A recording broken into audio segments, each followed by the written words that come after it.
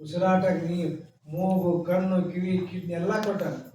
ನಾವು ಬಡವರಂತೆ 1,00,000 ರೂಪಾಯಿ ಕೊಡ್ತೀವಿ ಒಂದು ಕಿಡ್ನಿ ಕೊಡೋದ್ರೆ ಯಾರು ಕೊಡೋದಿಲ್ಲ. 1,00,000 ಕೊಡ್ತೀವಿ ಅಂದ್ರೆ ಕಣ್ಣು ಕೊಡೋದ್ರು ಕೊಡೋದಿಲ್ಲ ಅಂತ. ಅಷ್ಟು ಬೆಲೆ ಬಾಳ್ತಕ್ಕಂಥ ವಸ್ತು ಕೊಟ್ಟು ಆಕ್ಸಿಜನ್ ನೋಡು. ಈಗ ಆಸ್ಪತ್ರೆಯಲ್ಲಿ ಈ ಏನಾದರೂ ಕಪ್ಪಗಳಿಗೆ ಆಗ ಎಷ್ಟು ಮಾಡ್ತಾರೆ ಬಿಲ್ ಅದಕ್ಕೆ, ಅದು ಗಂಟೆಗೆ ಇಷ್ಟಂತ ಮಾಡ್ತಾರೆ. ಇಷ್ಟೆಲ್ಲ ಗಾಳಿ ಬೀಸ್ತೈತೆ, ಫ್ರೀಯಾಗಿ ಬೀಸ್ತೈತಿ. ಕರೆಂಟ್ ವಿದ್ಯುತ್ತು ಇದಕ್ಕೆ ಎಷ್ಟು ಮೀಟ್ರ್ ಹೊಡೆದು ಬಿಲ್ ಬರೀತಾರೆ ಎಲ್ಲ ಅಂತೇಳಿ. ಆದರೆ ಭಗವಂತ ಬೆಳಗ್ಗೆ ಏನು ಸೂರ್ಯೋದಯ ಆದ ತಕ್ಷಣ ಎಷ್ಟು ಬೆಳಕು ಬರುತ್ತೆ, ಎಷ್ಟು ಅದು ಇಲಿ ಹೋಗುತ್ತೆ ಅಂತ ಗೊತ್ತಿಲ್ಲ, ಅದಕ್ಕೆ ಯಾವ ಮೀಟ್ರ್ ಇಲ್ಲ. ಇಷ್ಟೆಲ್ಲ ಉಪಕಾರ ಮಾಡಿರುವಂಥ ಭಗವಂತನನ್ನು ಶಿವರಾತ್ರಿ ಒಂದು ದಿವಸ ಆದರೂ ಧ್ಯಾನ ಮಾಡಬೇಕು, ಸ್ಮರಿಸ್ಬೇಕು ಅಂತ ನಾವು ನಿಜವಾಗಿ ಮನುಷ್ಯರಾಗಿದ್ರಿ ಅಂತ ಹೇಳ್ತಾರೆ. ಅಂಥ ಮಹಾಶಿವರಾತ್ರಿ ದಿವಸ ಶಿವ ಭಾಳ ಕರುಣಾಮೂರ್ತಿ. ಸದರವಲ್ಲವೇ ತಿಳಿಯೇ ಭಾಳ ಸರಳ ಅಂತವ್ರು. ಶಿವರಾತ್ರಿ ಎಲ್ಲ ಜಾಗರಣೆ ಮಾಡಿ ಮಲಗಿದ್ದಾರೆ, ಭಾಳಷ್ಟು ಒಡವೆ ಹಾಕಿದ್ರಂತೆ. ಒಡವೆ ಅಂದ್ರೆ ಬಹುಶಃ ಹೆಣ್ಣು ಮಕ್ಕಳಿಗೆ ಅದು ಅವ್ರು ಹೇಳ್ತಾರಲ್ಲ ಎಲ್ಲ ಅವ್ರಿಗೆ ಚೆಂದ ಕಾಣೋದು. ಅಕಸ್ಮಾತ್ ತಾಳಿ ಗಡ್ಡಿ ಕಟ್ಟಿ ನೋಡಿ ಚೆಂದ ಕಾಣಿಸೋದೇ ಇಲ್ಲ. ಹಂಗೆ ಎಲ್ಲ ಒಡವೆ ಅವ್ರಿಗೆ ಅಲಂಕಾರ ಅಂತ. ಈಶ್ವರನ ಮೇಲೆ ಹಾಕಿದ್ರೆಲ್ಲ ಕಳ್ಳ ಬಂದ. ಕರೆಕ್ಟ್ ದೀಪ ಇತ್ತು, ಅದು ಒಡವೆ ಏನೇನು ನೋಡೋಣ ಅಂತ ತಿಳ್ಕೊಂಡು ದೀಪ ಎಣ್ಣೆ ಹಾಕಿ ಆರ್ತಿತ್ತು. ಸ್ವಲ್ಪ ಎಣ್ಣೆ ಹಾಕಿ ಬತ್ತಿಗೆ ಮುಂದೆ ಮಾಡಿದ, ಬೆಳಕಾಗ್ತದೆ. ಆಟೋದಿಗೆ ಎದ್ದು ಕಾಸು ಕಳ್ಳ ಕಳೆದು ಹೊಡೆದ್ರೆ ಸತ್ತೇ ಬಿಟ್ಟ. ಕೈಲಾಸದಲ್ಲಿ ಅವನ ಬಗ್ಗೆ ಇದು ಮಾಡಿದ್ರೆ ಏನು ಕೊಡೋದಿವಾಗ? ದೀಪ ಆರ್ತಿತ್ತು, ಬೆಳಕು ಮಾಡ್ಯಾನು, ಅವ್ನು ಸದ್ಗತಿ ಕೊಡೋದು. ಅವ್ನು ಬಂದ್ರೆ ಕಳ್ತನ ಮಾಡಕ್ಕೆ. ಸದರವಲ್ಲವೇ ತಿಳಿ ಅಂತ. ಹಂಗೆ ಶಿವರಾತ್ರಿ ದಿವಸ ಮರದ ಮೇಲೆ ಪ್ರಾಣಿ ಬಂತು, ಮರದ ಮೇಲೆ ಹತ್ತಿರ್ತಕ್ಕಂಥ ಬೇಟೆಗಾರ ಅಲ್ಲೇ ಸುಮ್ಮನೆ ಒಂದು ಪತ್ರಿ ಮನೆ ಗೊತ್ತಿಲ್ಲ ನೋಡಿ, ಹರಿದರದ ಕೆಳಗೆ ಹಾಕ್ತಿದ್ದು, ಸುಮ್ಮನೆ ಹಾಕ್ತಾನ. ಕೆಳಗೆ ಈಶ್ವರಲಿಂಗ ಇತ್ತು, ಅದ್ರ ಮೇಲೆ ಹೋಗಿ ಬೀಳ್ತಿತ್ತು. ಶಿವರಾತ್ರಿ ಇಷ್ಟೊಂದು ಪುಷ್ಪಾರ್ಚನೆ ಮಾಡಿ ತಿಳ್ಕೊಂಡು ಅವನು ಸದ್ಗತಿ ಕೊಟ್ಟ ಅಂತ. ಇಷ್ಟು ಸರಳವಾಗಿರತಕ್ಕಂಥ ಪರಮಾತ್ಮನ ಇವತ್ತು ಒಂದು ದಿವಸ 108 ಸರಿ 10 ಸರಿ 5 ಸರಿ ಸ್ಮರಣೆ ಮಾಡಿದರೆ ನಮ್ಮೆಲ್ಲ ಪಾಪ ಪರಿಹಾರ ಆಗುತ್ತೆ ಅಂತ ತಿಳಿಸ್ತಾ, ನಮ್ಮ ಶ್ರೀಮಠದ ಪರಮ ಸದ್ಭಕ್ತರು ಲಕ್ಷ್ಮಣರಾವ್ ಬೋರತ್ರವರು ಎಲ್ಲ ಮಕ್ಕಳು ಈ ಮಠದ ಮೇಲೆ ಅಭಿಮಾನ ನೋಡಿ, ಅವರೇ ಬಂದು ಅಲಂಕಾರ ಮಾಡಿದ್ರೆ ಯಾರು ಇಲ್ಲ. ಅವ್ರ ಕೈ ಕೊಡೋರೆಲ್ಲ ಎಲ್ಲ ಅಷ್ಟೊಂದು ಸರಿ ಇದು ಬಂದ್ಬಿಡುತ್ತೆ. ನವರಾತ್ರಿಯಲ್ಲಾಗಲಿ ಶಿವರಾತ್ರಿಯಲ್ಲಿ ಇಷ್ಟೆಲ್ಲ ಅಲಂಕಾರ ಮಾಡಿ ಜೊತೆಯಲ್ಲಿ ಬಂದು ಇಲ್ಲಿ ತಮ್ಮ ಸುಮಧುರವಾದ ಕೀರ್ತನವನ್ನು ನಮಗೆ ಹೃದಯಕ್ಕೆ ಮುಟ್ಟಿಸ್ತಾ ಇದ್ದಾರೆ. ಅಂದರೆ ಶ್ರೀಮಠದ ಮೇಲೆ ಅಪಾರ ನಂಬಿಕೆ ಇದಿರ್ತಕ್ಕ ಒಂದವರಿಗೆ ಪವಾಡ. ನೀವು ಶಿರ್ಡಿ ಹೋಗಿದ್ದೀರ? ನಾವು ಶಿರ್ಡಿ ಹೋದಾಗ ಒಂದು ಸೈಕಲ್ ಮಾಡಿ ಇನ್ನೊಂದು ಬೆಳಗ್ಗೆ ದರ್ಶನ ಮಾಡೋದಿತ್ತು.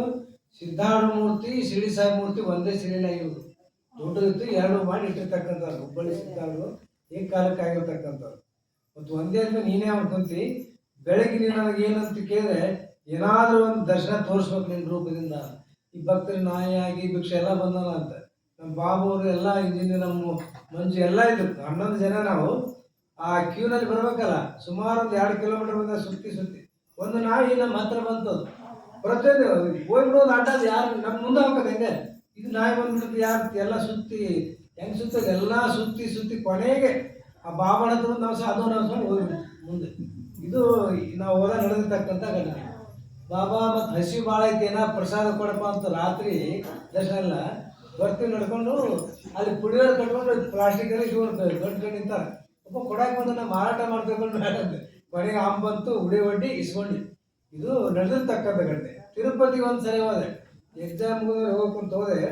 ಬೆಳಿಗ್ಗೆ 9 ಗಂಟೆಗೆ ತಿಂಡಿ ತಿಂದು ಕ್ಯೂನಲ್ಲಿ ನಿಂತರೆ 4:15 ದರ್ಶನ ಆಯ್ತು. ಹೊರಗೆ ಬಂದು ಊಟದ ಟಿಕೆಟ್ ಕೊಡೋದು ಇಲ್ಲ. ಅವಾಗ ಬಂದು ಸುಮ್ಮನೆ ತಮಾಷೆ ಮಾಡಿದೆ. ದೊಡ್ಡ ಶ್ರೀಮಂತ ಅಂತ ಹೇಳ್ತಾರೆ ನನಗೆ. ನಾವು 3 ಜನ ಹೋಗಿದ್ವಿ, ನೀನು ಊಟ ಹಾಕಲ್ಲ ಅಂತ ಇಷ್ಟು ಅಂದು ಮುಂದೆ ಹೋಟೆಲ್ ಹೋಗಿ ಹೋಗ್ತೀವಿ. ಒಬ್ಬ ಯಜಮಾನ ಒಂದು 3 ವರ್ಷದ ಮಗನ ಕರ್ಕೊಂಡ್ಬರ್ತಾನೆ, 4 ವರ್ಷದ ಮಗನು. ಟಿಕೆಟ್ ತಂದು ಎಲ್ಲಿ ಸಿಗ್ತಾವ ಅಂತ ಕೇಳಿ ಸಿಗ್ಲಿಲ್ಲ ನಿಮಗೆ. ಮತ್ತೆ ನನ್ನ ಹತ್ರ ಇನ್ನು 3 ಆದವ್ರು ಎಕ್ಸ್ಟ್ರಾ.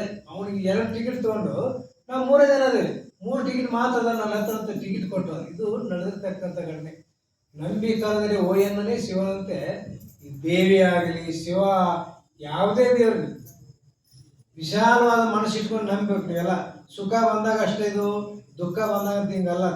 ಕಷ್ಟ ಸುಖಗಳು ಒಂದು ಕಡೆ ಬಗ್ಗೆ ಗಟ್ಟಿಯಾಗಿ ನಂಬಿದರೆ ಭಗವಂತನ ಸಾಕ್ಷಾತ್ಕಾರ ಆಕತ್ತೆ ಅಂದ್ಕೋದ್ರೆ ಮಹಾಶಿವರಾತ್ರಿ ಇದು ಶಿವನ ರಾತ್ರಿ ಎಚ್ಚರಗೊಳಿಸ್ತಕ್ಕಂಥದ್ದು. ಅಂಥದ್ರಲ್ಲಿ ಇವತ್ತು ಒಂದು ದಿವಸ ಆದರೂ ಸ್ವಲ್ಪ ಹೊತ್ತು ನೀವು ಎಚ್ಚರ ಆಗಿರಿ.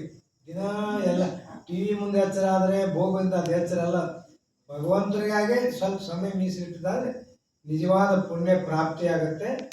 ಲಕ್ಷ್ಮಣರಾವರು ಪ್ರತಿ ವರ್ಷ ನವರಾತ್ರಿಯಲ್ಲಿ ಬಂದು ಇಲ್ಲಿ ಒಂದು ಅವರು ಉಚಿತ ಸೇವೆ ಅವ್ರಿಗೊಂದು ಏನು ಪವಾಡ ಅಂತ ಕೇರೆ ಶ್ರೀಮತಿಯವರು ಮಕ್ಕಳು ಆಪರೇಷನ್ 12 ವರ್ಷ ಆಗಿತ್ತು. ಮತ್ತೆ ಮಗು ಬೇಕು ಅಂತ ತಿಳ್ಕೊಂಡು ಅಲ್ಲಿ ಆ ಮಠದಲ್ಲಿ ಉಡಿ ತುಂಬಿದ್ರೆ ಗಂಡು ಮಗಿಗೆ ಎಷ್ಟು ವರ್ಷ ಚಿನ್ನಿಗೆ ಎಷ್ಟು ವರ್ಷ ಇದೆ? ಹ್ಞೂ ಅಷ್ಟು ಈಗ ಹುಟ್ಟಿ ಬಂದ ಗಂಡು ಮಗು. ಅವತ್ತವ್ರು ನಂಬಿಕೆ ಇದಿರ್ತಕ್ಕಂಥದ್ದು ನಾವು ಕರೀಲಿ ಅವ್ರ ಸೇವೆಯನ್ನು ಬಂದು ಲಕ್ಷ ಒಂದೊಂದು ಕಾರ್ಯಕ್ರಮಕ್ಕೆ 50 ಲಕ್ಷವರೆಗೆ ತೊಗೊಂತಾರೆ. ನಾವು ಲಕ್ಷ ಕೊಡಲು ಲಕ್ಷ ಕೊಡ್ತೀವಿ. ಅವ್ರ ಹಾಡನ್ನು ಕೇಳೋದಕ್ಕೆ ಅವ್ರ ಕತೆ ಕೇಳೋಕೆ ಲಕ್ಷ ಕೊಟ್ಟು ಕೇಳ್ತೀವಿ. ಈ ಮಠದಿಂದ ಅವ್ರ ಪ್ರೀತಿಯನ್ನು ಕೊಡ್ತೇವೆ, ಮತ್ತೇನಿಲ್ಲ. ಎಷ್ಟೇ ಅವ್ರಿಗೆ ಆರೋಗ್ಯ ಇಲ್ಲದೆ ಇದ್ರೂ ಕೂಡ ಬಂದು ಸೇವೆಯನ್ನು ಸಲ್ಲಿಸ್ತಾರೆ. ಮತ್ತೆ ಈ ಕತೆ ಅವರು ಇನ್ನೂ ಅನೇಕ ಪ್ರಶಸ್ತಿ ಪಡಿತಕ್ಕಂಥ ಒಂದು ಸಮಯ ಇದೆ. ಅದಕ್ಕಾಗಿ ಸಿದ್ಧಾರೂಢರು, ಆದಿಶಕ್ತಿ ದೇವಿ, ತುಂಗಾತುರು, ಶಿವ ಆರೋಗ್ಯವನ್ನು ಕೊಡಿ ಮನಾರ್ಥ. ನಂತರ ನಮ್ಮ ಭಜನಾ ಮಂಡಳಿ ಇನ್ಮೇಲೆ ಅವ್ರು ರಾತ್ರಿ ಎಲ್ಲ ಭಜನೆ ಮಾಡ್ತಾರೆ. ಅನುಕೂಲ ಇದ್ದಿರ್ತಕ್ಕಂಥ ದಿವಸ ಕೂತು ಕೇಳಿ ಭಾಳಷ್ಟು ಕೆಲಸ ಇದ್ರೆ ನೀವು ಹೋಗಿ. ನಮ್ಮ ಬೊಮ್ಮನ ಕಟ್ಟೆಯವರು ಮತ್ತು ನಮ್ಮ ಹನುಮಂತಪ್ಪ ಕೇಳ್ಬೇಕು. ಅವರೆಲ್ಲ ಹಾಗೆ ಭಾಳ ಸುಂದರವಾಗಿ ಹಾಡ್ತಾರೆ. ಅವ್ರಿಗೂ ಕೂಡ 1 ರೂಪಾಯಿ ಕೊಡೋಲ್ಲ. ಅವರೆಲ್ಲೇ ಶಿವರಾತ್ರಿ ಬೇರೆ ಕಡೆ ಭಾಳಷ್ಟು ದುಡ್ಡು ಕೊಟ್ಟು ಹಾಡಿಸ್ತಾರೆ. ಈ ಮಠದ ಏನು ಪುಣ್ಯನೋ ಅಥವಾ ಅವರು ಒಂದು ಬಾಡಿ ಏನಾಗಿತ್ತು ಗೊತ್ತಿಲ್ಲ. ಅಂತೂ ಇಲ್ಲಿ ನಾವು ಎಲ್ಲಿ ಹೋಗೋದಿಲ್ಲ, ಶಿವರಾತ್ರಿ ಇಲ್ಲೇ ಮಾಡ್ತೀವಿ ಅಂತ ಬಂದು ಅವ್ರು ಬರೀ ಬಹುಶಃ ಮುಂಜಾನೆಗಂತೂ ಒಂದು ಏನು ಬೇಡ, ಆಟೋ ಚಾರ್ಜರ್ ತೊಗೊಂಡ್ರೆ ಒಂದು 100 ರೂಪಾಯಿನ ಅಷ್ಟೇ ಕೊಟ್ಟಿದ್ದು, ಹೆಚ್ಚಿಗೆ ಬೇಡ. ಇವ್ರ ಬೊಮ್ಮನಿಗೆ ಅವರೇ ಬಂದು ನಮಗೆ ದುಡ್ಡು ಕೊಟ್ಟು ನಾವು ಬ್ಯಾಡ ಅಂದ್ರೆ ಕೊಟ್ಟು ಅವರೇ ಸೇವೆ ಮಾಡ್ತಾರೆ. ಇಂಥ ಭಕ್ತರು ಇರಬೇಕಾದ್ರೆ ನಮಗೇನು ಶ್ರೀಮಠದ ಬಗ್ಗೆ ಭಾಳಷ್ಟು ಒಂದು ಇದು. ಇವತ್ತು ಶಿವರಾತ್ರಿ ಸಹ ಕೇಳಿ ಬೆಳಿಗ್ಗೆ ಪ್ರಸಾದ ಮಾಡ್ಕೊಂಡು ಹೋಗಬೇಕು ಅಂತ ಈ ಸಂದರ್ಭದಲ್ಲಿ ತಿಳಿಸ್ತಾ, ನಿಮ್ಮೆಲ್ಲರಿಗೆ ಭಗವಂತ ಶಿವ ಆರೋಗ್ಯ ಆಯುಷ್ಯನ್ನು ಕೊಡಲಿ. ಅವನು ಧ್ಯಾನ ಮಾಡಲಿ. ಹೆಚ್ಚು ನೀವು ಶಿವ ಎನ್ನುವ ನಮ್ಮ ಗುರುಗಳಿಗೆ 70 ವರ್ಷ ಅಷ್ಟೇ ಆಯುಷ್ಯ ಹೇಳಿದ್ದವ್ರಿಗೆ. ಮುಂದೆ ಅವ್ರು 3 ವರ್ಷ ಅನುಷ್ಠಾನ ಮಾಡಿದ್ರು. ಯಾರ ಮಾತಾಡಿ ಓಂ ನಮಃ ಮಂತ್ರ ಜಪಿಸಿದ್ರೆ 92 ವರ್ಷ ಬರ್ತಿದ್ರು. ಆಮೇಲೆ ಅವರು ಇದು ನಂದು ಅನುಷ್ಠಾನದ್ದು ಆಯುಷ್ಯ ಮತ್ತೇನಿರುತ್ತೆ. ಹಂಗೆ ಆಯುಷ್ಯ ವೃದ್ಧಿ ಅಂತ ಮೃತ್ಯುಂಜಯ ಮಂತ್ರ, ಶಿವಾಯ ನಮಃ ಇವೆಲ್ಲ ನೀವು ಪಠಿಸಿ ಸ್ವಲ್ಪ ಆದ್ರೂ ಕೂಡ ಸ್ಮರಣೆ ಮಾಡಿ. ಒಂದು ಸಾರಿ ಆದ್ರೆ 7 ಜನ ಪಾಪ ಹೋಗುತ್ತೆ. ಒಂದು ಸಾರಿ ಶಿವಾಯ ನಮಃ ಅಂದ್ರೆ 7 ಜನ ಪಾಪ ಹೋಗುತ್ತಂತೆ. ಹಂಗೆ ಮಲಗುವಾಗ ಎದ್ದ ತಕ್ಷಣ ಒಂದು 10 ಸರಿ ಅಂದ್ರೆ ನಮ್ಮ ಮುಂದೆ ಬರ್ತಕ್ಕಂಥ ಅವತ್ತಿನ ದಿವಸ ಎಲ್ಲ ಸಮಸ್ಯೆಗಳು ಪರಿಹಾರ ಆಗ್ತಾವ ಅಂತ ಹೇಳ್ತಾ ಈ ಕಾರ್ಯಕ್ರಮ ಬಂದು ಸೇವೆಯನ್ನು ಸಲ್ಲಿಸಿರ್ತಕ್ಕಂಥ ಲಕ್ಷ್ಮಣರಾವ್ ಗೋರತ್ರವರು ಅವ್ರನ್ನ ತುಳಜಾಬಾಡಿ ಹೋಗಿ ದರ್ಶನ ಮಾಡ್ಕೊಂಡ್ಮೇಲೆ ನೆನೆಸಿದ್ವಿ. ಅವ್ರನ್ನ ಪ್ರತಿ ವರ್ಷ ಬಂದು ತುಳಜಾಬಾಡಿ ಹೋಗಿದ್ರು. ನಾವು ಇವತ್ತು ಬಂದಿವಿ ತಿಳ್ಕೊಂಡು ಕರೆಕ್ಟ್ ಅದು ನೇರವಾಗಿ ಹೋದ್ವಿ. ಕರ್ಕೊಂಡೆ ಹೋದ್ರು. ಹೋಗಿ ಅಲ್ಲಿ ತೋರಿಸಿ ಮತ್ತು ಮಂಗಳಾರತಿ ಮಾಡಿಸಿದ್ರಲ್ಲ ಒಂದು 10 ದಿವಸದಾಗ ಹೇಳಿದ್ರು. ನಾವು ಫೋನ್ ಮಾಡಿ ಹೇಳ್ತಿದ್ನಲ್ಲ ಅಂತ ತಿಳ್ಕೊಂಡು ಭಾಳಷ್ಟು ಎಲ್ಲ ಕಡೆ ಜನಗಳು ಪ್ರಯಾಗರಾಜದಿಂದ ಫೋನ್ ಮಾಡಿದ್ರೆ ಸರ್ ಎಲ್ಲ ಕಡೆ ಜನ. ಈಗ ಎಲ್ಲಿ ಜನ ನಾವು 6 ಜ್ಯೋತಿರ್ಲಿಂಗ ನೋಡಿದ್ವಿ. ಇಲ್ಲಿ ಜನ ಎಲ್ಲ 2 ಗಂಟೆ 3 ಗಂಟೆ ಅಷ್ಟು ಕಾಯಲೇಬೇಕು. ಅಷ್ಟು ಜನ ಇವತ್ತು ಅಲ್ಲಿ ಸ್ನಾನ ಮಾಡಿರ್ತಕ್ಕಂಥವರೆಲ್ಲ ಬರ್ತಾ ಇದ್ದಾರೆ. ಇದೊಂದು ನಮ್ಮ ದೇಶದ ಸಂಸ್ಕೃತಿ, ನಾವು ಮಾಡಲೇಬೇಕಾದ್ರೆ ಬೇಕಾದ್ರೆ ಮಾತಾಡಲಿ ಅಲ್ಲ. ಅವರು ಸ್ನಾನ ಮಾಡೋಕೆ ಪುಣ್ಯ ಇಲ್ಲ ಅಂತ ಅನ್ನೋಕೆ ಅಷ್ಟೇ ಅಂತ ಅವ್ರಿಗೆ ಇರ್ತಿಲ್ಲ.